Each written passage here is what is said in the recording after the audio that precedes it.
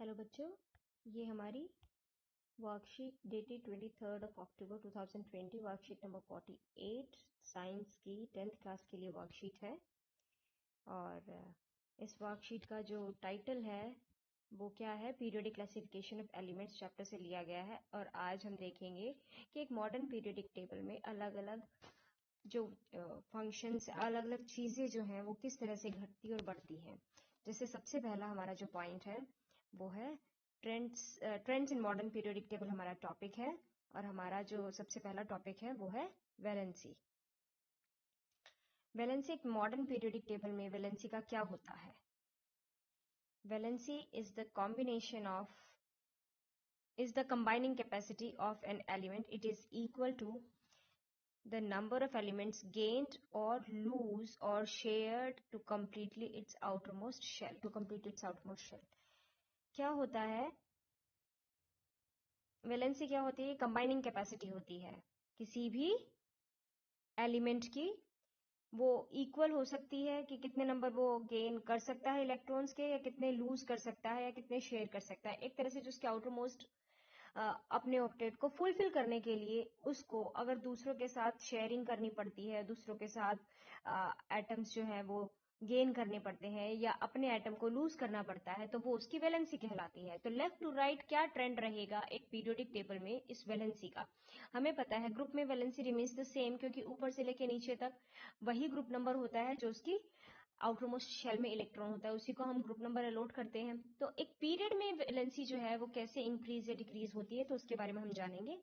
तो इसमें यही बता रखा है, on moving from left to right in a period the valency of elements first increases. पहले क्या होंगे? इंक्रीज होगी। फ्रॉम 1 to 4th पीरियड, 1 से लेके 4 पीरियड तक ये वैलेंसी जो है ये इंक्रीज होती जा रही है। ठीक है, पहले एक वैलेंसी थी, फिर दूसरी, फिर 3, फिर 4, और उसके बाद फिर ये डिक्रीज होती चली जाती है, 0 पर पहुंच जाती है। ये नोबल गैसेस के लिए है 0, उसके बाद 3, फिर 2, फिर 1 और फिर 0। यानी कि इन अ periodic table the valency of the elements will increases from left to right, on going from left to right up to a level of 4, and then it again decreases and reaches 0 for noble gas configuration. आप देखेंगे periodic table को, जब देखोगे तब आपको भी idea हो जाएगा कि पहले मेटल्स होते हैं, मेटल्स में धीरे धीरे हमारा पहला ग्रुप, दूसरा ग्रुप, तीसरा ग्रुप, 13th ग्रुप और 14th ग्रुप। पहले दूसरे में 1 और 2 वैलेंसी होगी, 13th 14th में 3 और 4 आउटरमोस्ट में इलेक्ट्रॉन्स होंगे, तो ये इजीली गेन कर सकते हैं। तो वैलेंसी 1 से लेकर 4 तक है। लेकिन उसके बाद फिर 15th ग्रुप में आउटरमोस्ट में 5 इलेक्ट्रॉन आ जाते हैं, तो उसकी वैलेंसी 3 हो जाती है। फिर आउटरमोस्ट में 16th ग्रुप में 6 इलेक्ट्रॉन्स आ जाते हैं, तो उसकी वैलेंसी 2 हो जाती है। फिर आउटरमोस्ट में 17th ग्रुप में 7 इलेक्ट्रॉन्स आ जाते हैं, तो उसकी वैलेंसी 1 हो जाती है। और नोबल गैसेस के केस में आउटरमोस्ट ऑक्टेट पहले से ही फुलफिल होता है, तो उसकी वैलेंसी 0 हो जाती है। तो वैलेंसी का ट्रेंड समझ में आ गया होगा। Valency remains same in a group, और ग्रुप में जो है वो वैलेंसी सेम रहती है। ठीक है, आपको पीरियड का भी समझ में आ गया होगा और ग्रुप का भी समझ में आ गया होगा। अब बारी आती है एटॉमिक साइज की। एटॉमिक साइज के बारे में हम देखते हैं। Atomic size refers to the radius of an element. It may be visualized as the distance between the center of the nucleus and the outermost shell. Radius, size का किसी भी एटम के साइज से क्या मतलब है कि उसके न्यूक्लियस से आउटरमोस्ट शेल तक की उसकी जो डिस्टेंस है उसके बेसिस पे हम उसका साइज जो है वो अलॉट कर सकते हैं। ठीक है, तो इसमें एटॉमिक साइज कैसे वेरी करेगा? तो सबसे पहले एटॉमिक साइज और radius of an atom decreases as we move from left to right, और जैसे ही हम लेफ्ट टू राइट जाते हैं तो जो एटॉमिक साइज है वो डिक्रीज होता चला जाता है। रीजन जो है वो आप जानेंगे कैसे। Because due to large positive charge on the nucleus, the electrons are pulled in more close to the nucleus and hence the size decreases. देखो बेटा, इनमें number of shells remains the same, लेकिन जैसे जैसे न्यूक्लियस में proton की संख्या बढ़ती चली जाएगी, सॉरी हाँ, न्यूक्लियस में प्रोटॉन की संख्या बढ़ गई यानी कि पॉजिटिव चार्ज बढ़ गया। अब पॉजिटिव चार्ज बढ़ गया, लेकिन तो पॉजिटिव चार्ज क्या करेगा, वो पुल करेगा, वो अपनी तरफ खींचना शुरू कर देगा। ज्यादा पॉजिटिव चार्ज है तो इलेक्ट्रॉन्स को अपनी तरफ खींचेगा, और शेल हमारी उतनी ही है, तो जो इलेक्ट्रॉन्स हैं वो उस पॉजिटिव चार्ज के पास आते चले जाएंगे और साइज जो है वो डिक्रीज होता चला जाएगा अलोंग अ पीरियड। क्लियर है बेटा? आपको टेबल में दे भी रखा है कि इनकी एटॉमिक रेडियस देखो बेटा कैसे डिक्रीज हो रही है। सोडियम की साइज ज्यादा बड़ा था और क्लोरीन का साइज बहुत ही छोटा हो गया। ठीक है, I hope it is clear.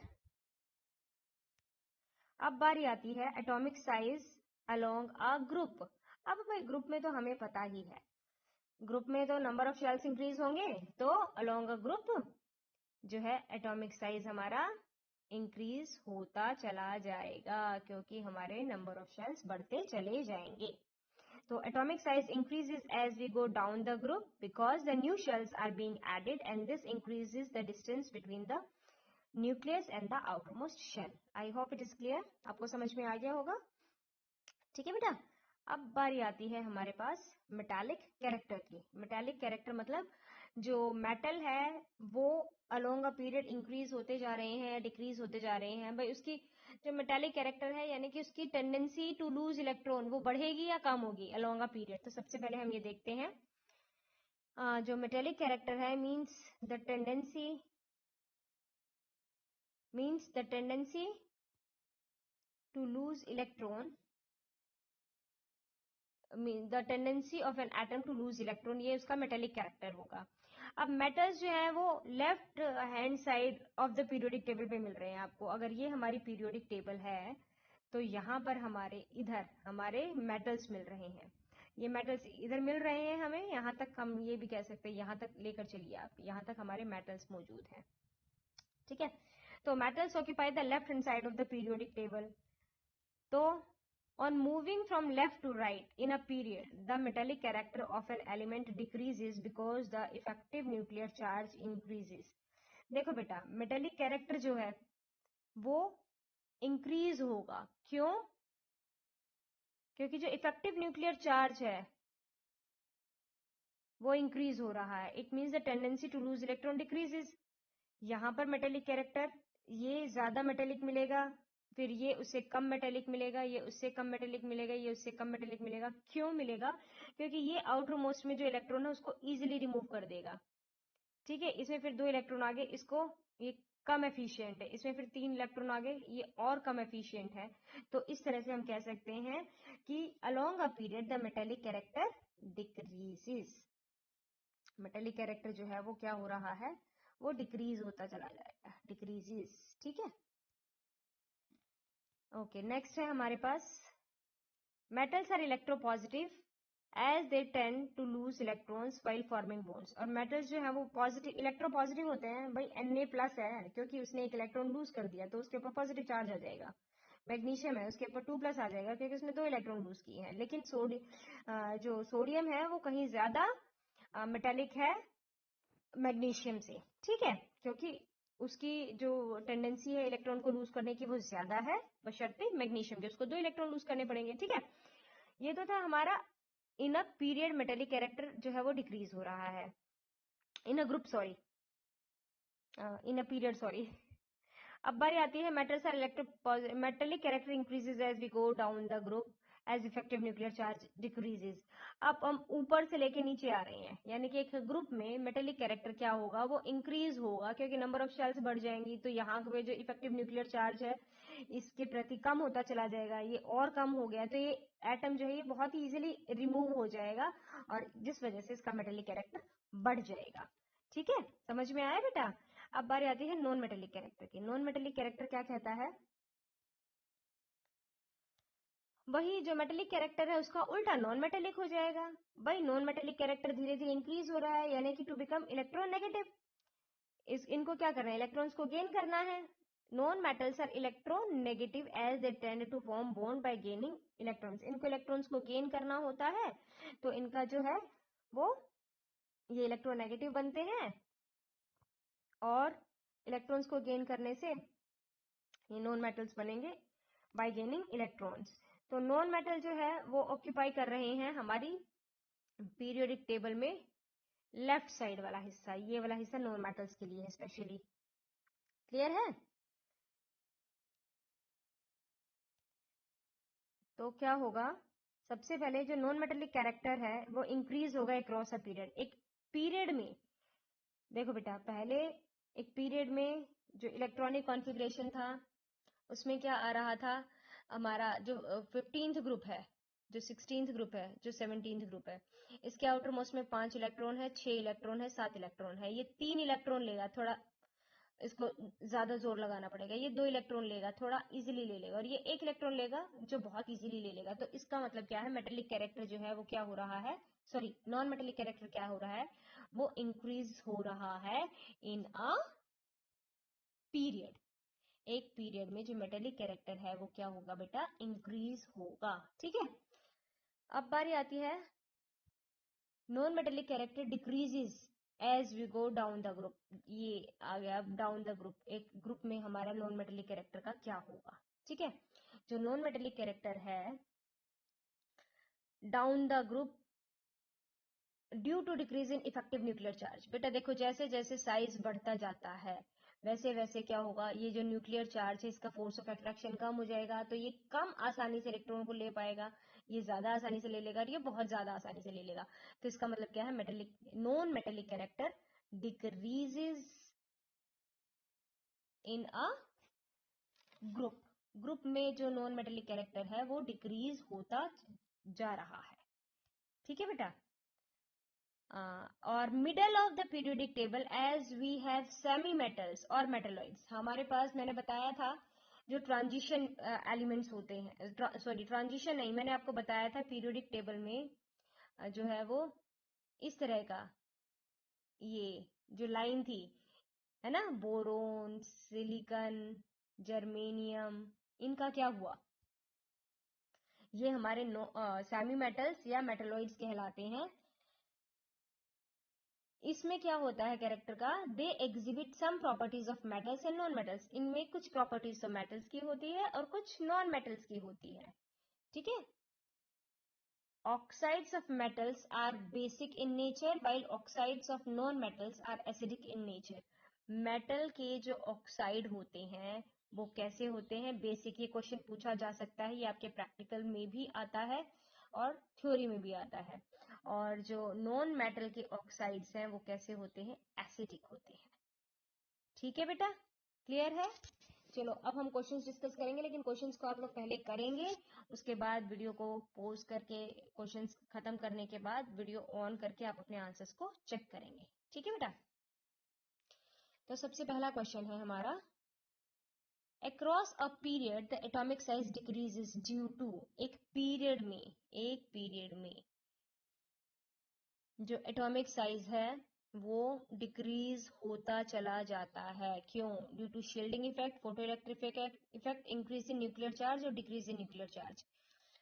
तो किस वजह से हो रहा है ये साइज में डिक्रीज, क्योंकि हमारा जो न्यूक्लियर चार्ज है वो इंक्रीज होता चला जाता है, नंबर ऑफ प्रोटॉन्स बढ़ते चले जाते हैं और हमारा न्यूक्लियर चार्ज इंक्रीज होता चला जाता है, तो ये साइज डिक्रीज होता चला जाता है। ठीक है बेटा, ये हमारे फर्स्ट का आंसर है। Okay, now next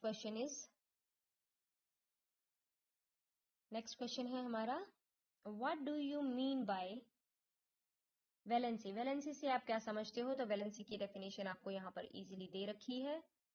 valency is the combining capacity of an element, it is equal to the number of electrons gained और लॉस्ट और shared to complete its outermost shell. Okay, ये हमारे ए का आंसर हो गया। उसके बाद बी क्या कहता है, how do we calculate the valency of an element from its electronic configuration. हम इलेक्ट्रॉनिक कॉन्फ़िगरेशन से वैलेंसी को कैसे फाइंड आउट करेंगे। तो आप बता सकते हो कि इलेक्ट्रॉनिक कॉन्फ़िगरेशन के हिसाब से हम वैलेंसी को फाइंड आउट करने के लिए हमें आउटर मोस्ट इलेक्ट्रॉन्स देखने होते हैं। आउटर मोस्ट इलेक्ट्रॉन्स जो होते हैं उसके बेसिस पर हम ये देखते हैं कि इनको अपना ऑक्टेट कैसे फुलफिल करना है, और जैसे उनको अपना ऑक्टेट फुलफिल करना उसी के हिसाब से उसकी वैलेंसी होती चली जाती है। जैसे एक पीरियड में अगर हम जा रहे हैं तो जो वैलेंसी है, जो number of electrons outermost shell में वो 1 2 3 4 5 6 7 और 8 होते हैं। तो इसकी कैपेसिटी क्या है, एक इलेक्ट्रॉन को लूज करने की, इसकी कैपेसिटी 2 इलेक्ट्रॉन को लूज करने की, इसकी कैपेसिटी 3 इलेक्ट्रॉन को लूज करने की, इसकी 4 को। तो इसके हिसाब से इसकी जो वैलेंसी बनेगी वो +1 +2 +3, और इनकी क्या है, गेन करने की है। ये शेयरिंग से बनाता है, इनकी क्या है, गेन करने की। ये 3 इलेक्ट्रॉन लूज कर शेयर जो है वो ले रहा है, तो -3 -2 और -1 और इसकी 0। आपको ये अच्छे से एक्सप्लेन करना है, ठीक है बेटा। तो सेकंड के बी पार्ट का आंसर भी आई होप आप लोगों को क्लियर हो गया होगा। अब हम थर्ड क्वेश्चन देखते हैं। थर्ड क्वेश्चन क्या कहता है, what do you mean by the metallic character of an element, how does it vary as we. तो आपको इसमें मेटेलिक कैरेक्टर के बारे में लिखना है। The metallic character means the tendency of an atom to lose electrons, और ये कैसे वेरी कर रहा है, down a group as we go down a group the effective nuclear charge decreases। तो डाउन अ ग्रुप जो मेटेलिक कैरेक्टर है वो डिक्रीज होता चला जाएगा, वो इंक्रीज होता चला जाएगा, ठीक है। Give reason for its variation, और वेरिएशन के लिए आप रीजन दे सकते हैं, क्योंकि size as the size increases the element can easily remove the electron from its shell and hence its metallic character increases, ठीक है। उसके बाद फोर्थ क्वेश्चन है। फोर्थ क्वेश्चन क्या कहता है, ये हमारे थर्ड का था। फोर्थ क्वेश्चन क्या कहता है हमारा, how does the atomic size vary as we go down the group. Atomic size आपको बताना है as we go down a group. अगर हम डाउन अ ग्रुप की बात करें तो एटॉमिक साइज इंक्रीज करता है because the new shells are being added and this increases the distance between the nucleus and the outmost shell, ठीक है। ये आपको रीजन भी दे देना। ये हमारे फोर्थ का आंसर हो गया, ठीक है। अब हमारे पास नेक्स्ट क्वेश्चन है, फिफ्थ क्वेश्चन। फिफ्थ क्वेश्चन क्या कहता है हमारे पास, 4 elements P, Q, R and S have atomic number 12, 13, 14, 15 respectively। हमारे पास क्या है, हमारे पास P, Q, R, S atomic numbers हैं 12, 13, 14, 15 P, Q, R, S, ये एलिमेंट्स हमारे पास है। Answer the following, what is the valency of Q, Q की valency क्या होगी। क्योंकि 13 है तो आउटर मोस्ट में 3 इलेक्ट्रॉन होंगे, अगर आउटर मोस्ट में 3 इलेक्ट्रॉन है तो ये 3 इलेक्ट्रॉन को इजीली रिमूव कर सकता है, तो इसकी वैलेंसी क्या होगी, +3। ये ए का आंसर है। सेकेंड है, classify these elements as metals and non metals. तो ये जो है ये दो, क्योंकि इनके आउटर मोस्ट में 2 और 3 इलेक्ट्रॉन्स है, ये इजीली इलेक्ट्रॉन्स को रिमूव कर देंगे, तो ये क्या होंगे, आपके मेटल्स होंगे और ये आपके नॉन मेटल्स होंगे। Which of these elements will form the most basic oxide? Basic oxide कौन बनाता है, मेटेलिक, जो ज्यादा मेटेलिक होता है। तो इनमें से ज्यादा मेटेलिक P है, तो P सबसे ज्यादा बेसिक ऑक्साइड बनाएगा। और बेटा इसी तरह के क्वेश्चंस आपके पेपर में पूछे जाते हैं। इसी तरह से आपको XYZ ABC PQRS इस तरह से आपको ये दे देंगे, और आपको उस हिसाब से अपना नॉलेज को यूज करके इनको इनके आंसर्स देने होते हैं, ठीक है बेटा। तो कोविड से बचते रहिए, अपने आप को सुरक्षित रखिए, घर पे मास्क का इस्तेमाल कीजिए, अपने हाथों को सैनिटाइज करते रहिए, सेफ रहिए, सुरक्षित रहिए। Thank you.